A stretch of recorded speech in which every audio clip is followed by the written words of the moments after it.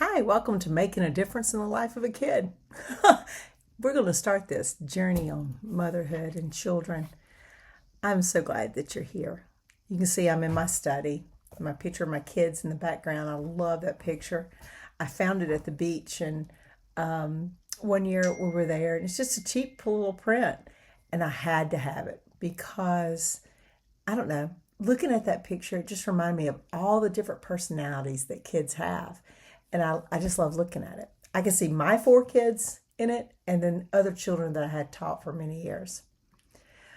I think parenting, when we talk about how to cultivate our treasure, because if God's chosen you to be a mom, a stepmom, adoptive mom, foster mom, He's called you to be an aunt, a grandmother, a neighbor, a Sunday school teacher, someone that is cultivating a treasure, and a treasure here meaning a child, then that's special because children are special to God.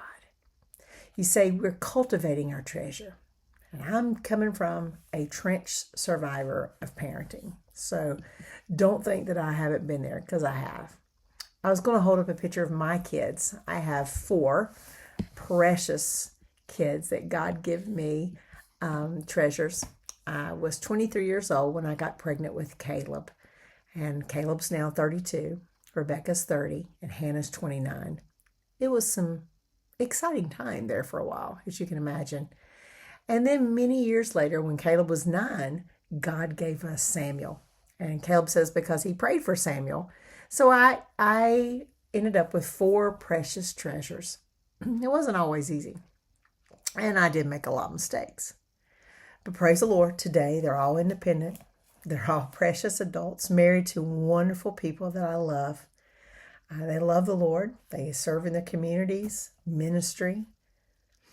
But most important, they have given me 9 grandchildren. They call me Nana. I love it. How did you get there? I've had so many young moms come to me and say, will you mentor me? Or will you help me? Or will you do this? I know you and your husband taught the Tree of Life series. Will you help? So many things. I just look at them and say, there's nothing really that I know to tell you except for the mistakes I made and some things that I can share with you. It all starts, since 1988, I've been in education in one form or the other, even before I started having children. And it's bleak. Our children are suffering. Families are struggling. God has led me to this because, I don't know, I've avoided it for so long because I really didn't think anybody wanted to hear my ramblings about parenthood. But with the help of the Lord and His precious book, and the experience that I've had with children, my own children, children in a classroom, children at church, many years of experience with children, we're going to do the best we can. And I hope that if I can just help one mom or one lady who's trying to minister to children, then I've done what God wanted me to do. I never claim to know anything, by the way. I have failed a lot. So if you're watching this and you think that I have it all together and that my kids were perfect and that we had this perfect life, then you're wrong, okay? We watch family videos and Caleb's like, Mom, we never had clothes on. We always had our pajamas on, our diapers, our underwear, or whatever. We never had, Mom, what is up with that? And I just would look at him and say, look, when you older 3 were little, we survived. Okay? We survived. You all lived. You're all fine. So give yourself some slack, Mom. Don't let mom guilt get you, because none of us are perfect. The great thing is, and you make this your mantra, because it was mine, God, take my mistakes, make them right, and have my kids follow you. I don't know how many times I prayed that. Lord, I messed up again. I need your help. Grandparenting with a purpose. If you're here because you're a grandparent, then I have good news for you, because we have a chance to redo some of the mistakes we made the first time.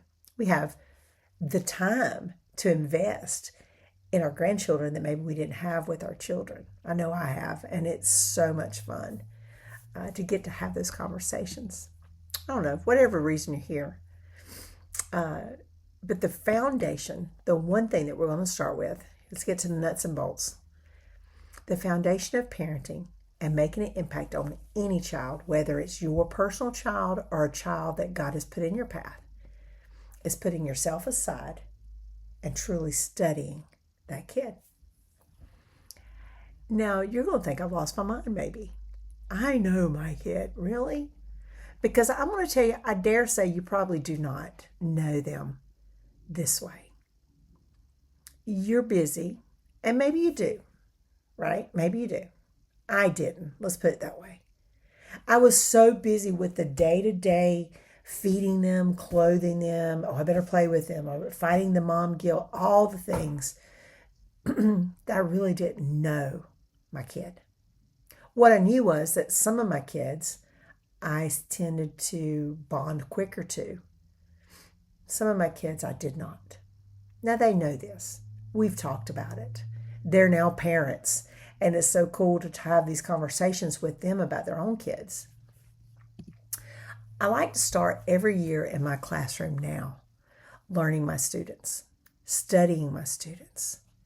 I found that by doing this, you get a whole perspective. Now, what do I mean about studying your kid or getting to know your kid? It goes to this book right here, The 5 Love Languages of Your Children. Have you heard of this book? Because Gary Chapman wrote the book, The 5 Love Languages for Married Couples, which is amazing. But this book right here changed my family. It changed me. It changed the way that I taught school, the way I ministered to children at church, and the way I learned to love my own kids.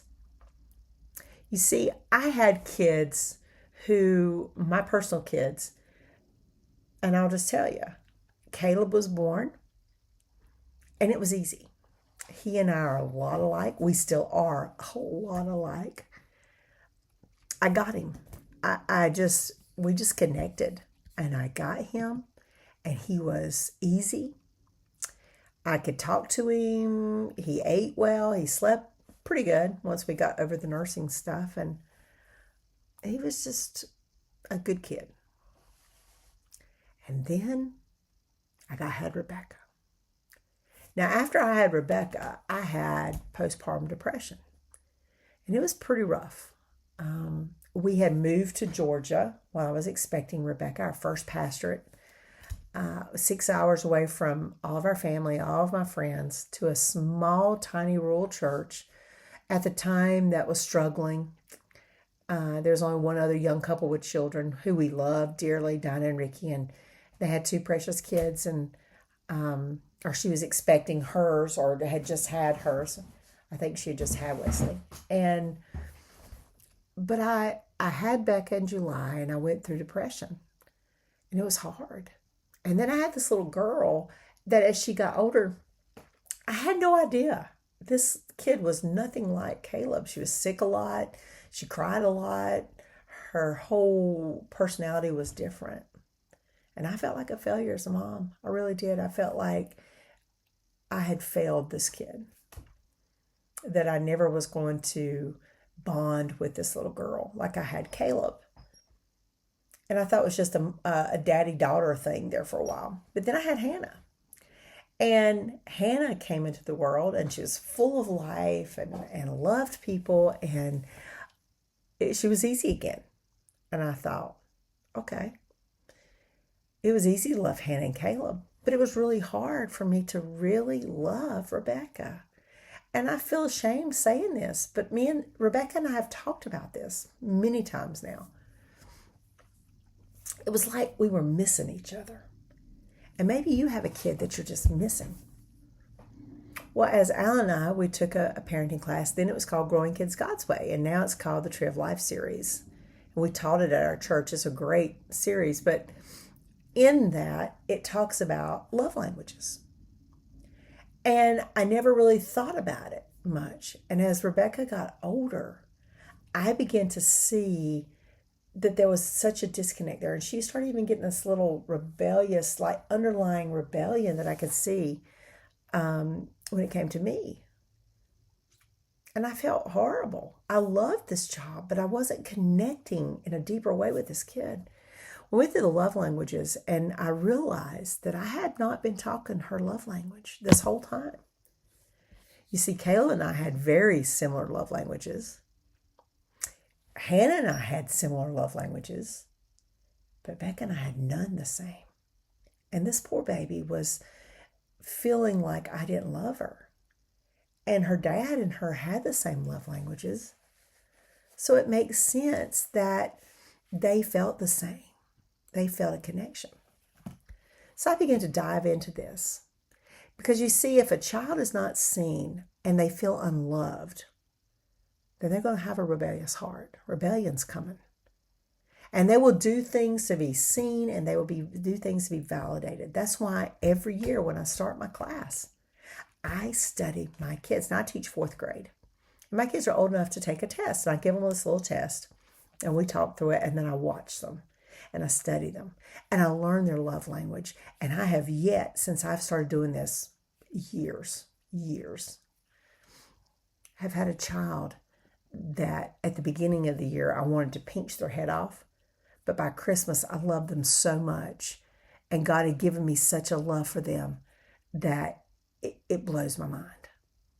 And by the end of the year, I have connected with this kid. And I don't want to see them go. They become like my kids. And the only difference is the Lord, me praying and asking God to show me their love language, and then helping me to love them where they're at so that they feel seen, so that I can minister to their heart. It's the same way with your kids. So how do we do this? Well, how do you start? What does this look like at home, you may be asking? First, observe. If your kids are young, let's say they're preschool age, then it's going to be really hard to tell, because you have all the love languages are important for you to speak to your kids. It's just 1 or 2 of these languages they speak primarily. And as they get older, it becomes more and more dominant, right? So as you're looking, is your child, the love languages are, if you've never heard of this, it's something brand new to you, okay? I highly recommend getting this book. If you like to read, listen to the book. I actually had the privilege of listening to Dr. Gary Chapman speak on this at a teacher's convention. It was one of those things in my life that I'm so glad I got to do. But I highly recommend this book, because if you really want to dive into it and you're having some struggles, it goes into more depth, right? And my job is to equip you, and then give you things to help you get equipped, right? You have to do the work yourself. But the love languages are acts of service, time, quality time, gifts or thoughtfulness, words of affirmation, and physical touch. Now let's go through how this may look in a child. And you can maybe through observation, you can see this, right? So you look at your kid. Do you have a kid? I had one, Hannah. My Hannah and Sam both are huge touch kids. They just love to touch. Are they always needing you to touch them for reassurance? Are they coming up to you? Are they wanting you to hug you randomly? I used to get tickled when Hannah was little, like 3 or 4. She would come, or even older than that, 4 or 5, and she would come and always hug me in public and kiss me. Wherever her face landed, that's where she was going to kiss me. And it used to embarrass Rebecca so bad. She'd be like, Hannah, we're in public, right? Stop. She didn't care. She needed mom's reassurance hug. Even today, at 29 years of age, if we are somewhere and I'm with Hannah and she's beginning to feel a little bit awkward, she's coming to me and I know I better give her a mama hug, right? She just needs that hug. Sam, same way. He used to waller all over me. We would sit and watch a family movie or whatever, and the kids would be all over the place. Not Sam. He wanted to be right on top of me. Even when he was like 10 or 11 years old, he wanted to be with mom. He wanted me to rub his back or stroke his hair or whatever. He wanted that reassurance. It's funny. Their own children now are snugglers, and I get tickled at that, right? So that gives you a good indication that maybe that it's touch. Is it words of affirmation? Words of affirmation are one of my big ones. It's just hearing those positive words, life words, which we're going to talk about life words in a different aspect of parenting. But this was Caleb's. And Caleb needed that. And my dad was really big in words of affirmation. And I think it's just really cool because my dad was my biggest encourager. And when he died, there was a hole in my heart. And I think that's why Caleb and my dad mix so well. Now, this is not my husband's love language, and he's had to work on it, which has been hard on our marriage when we were younger. Because for a long time, I didn't even feel loved. I never heard anything positive from him. It was always negative, negative, negative. And if words of affirmation is your love language, then that's going to hurt you deeply. And it did me. Words hurt deep. Words help and encourage deep. And so, but words of affirmation, watch your kids. If you're bragging on them as something really good, my little grandbaby Kyler has words of aff. It's one of his.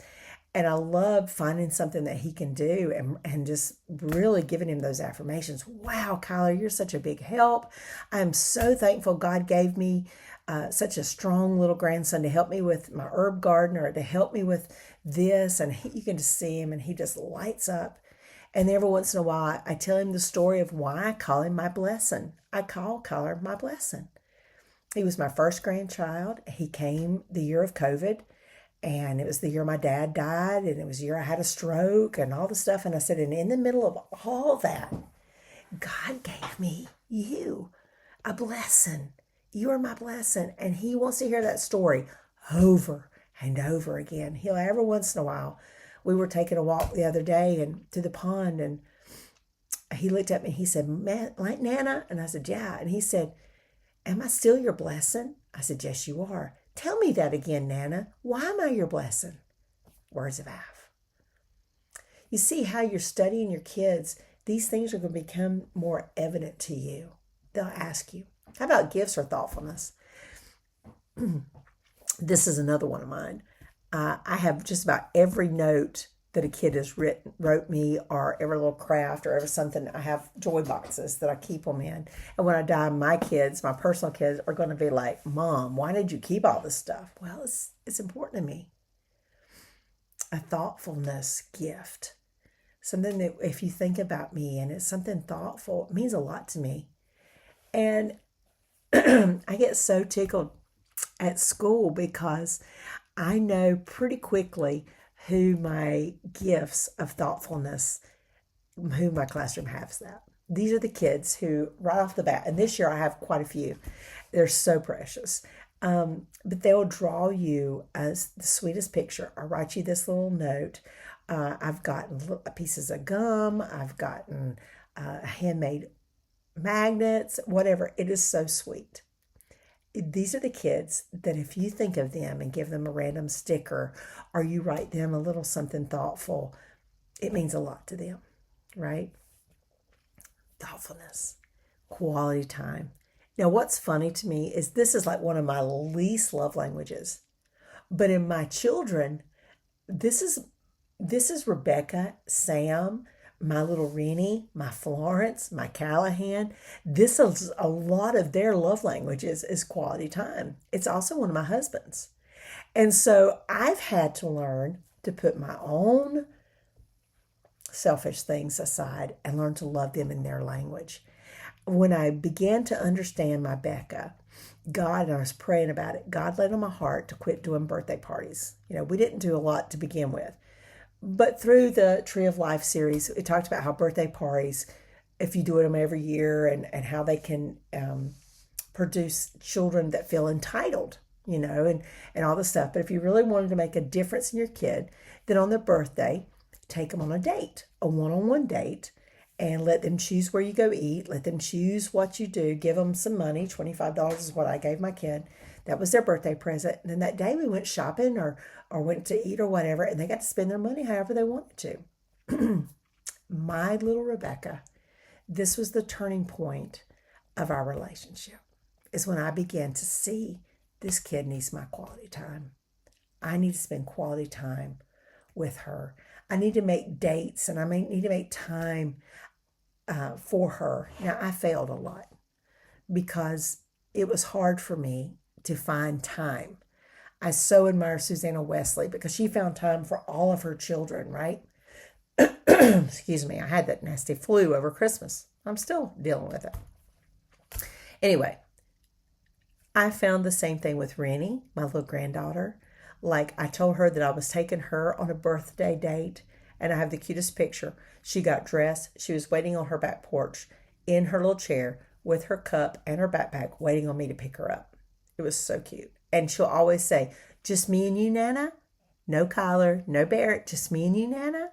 Yes. My little Florence and Callahan's the same way. It's like they love that quality time. Now, all kids need quality time. All kids need thoughtfulness and gifts. All kids need words. All kids need to be touched. But it's just something different when it's their love language. You will be able to see it on their face. It's so cool. The last one is acts of service. My Becca was an acts of service girl. Now, these are people who volunteer to help.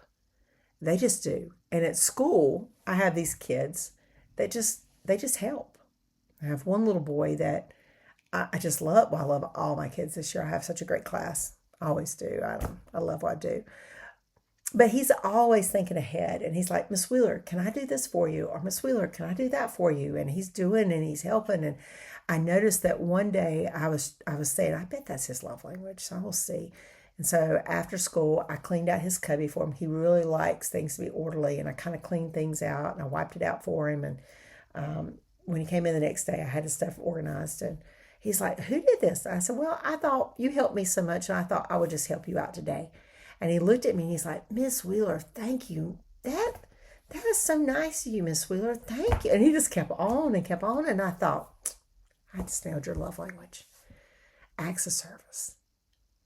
These are your kids that volunteer to help. My Beck, if I was having a stressful day or hard time, once we began to understand each other's love languages, and it was so cool as she got older, she was the one, man, I could count on her to help.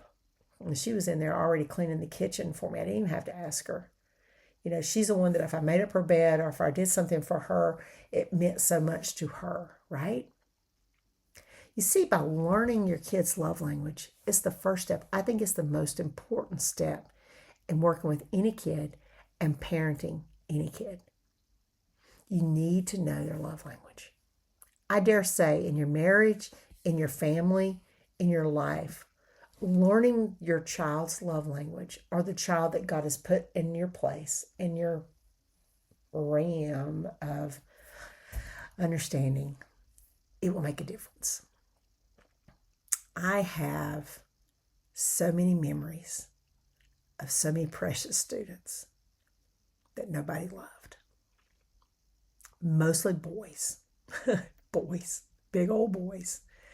I had a group of boys at Tri-City that God gave me such a love for. I started with them in 5th grade. And one way or the other, I had this group of boys all the way through, except for the couple of years I took off to homeschool my own kids for a while. Ended up with them in 11th grade, 12th grade. Ended up going back and speaking at their graduation, which was crazy. I loved that group of boys. I had prayed for them so much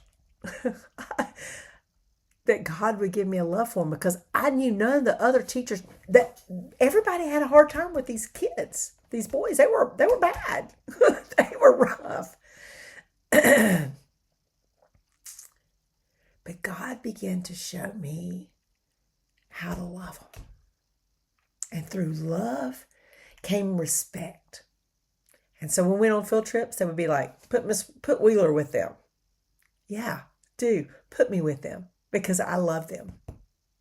I got them.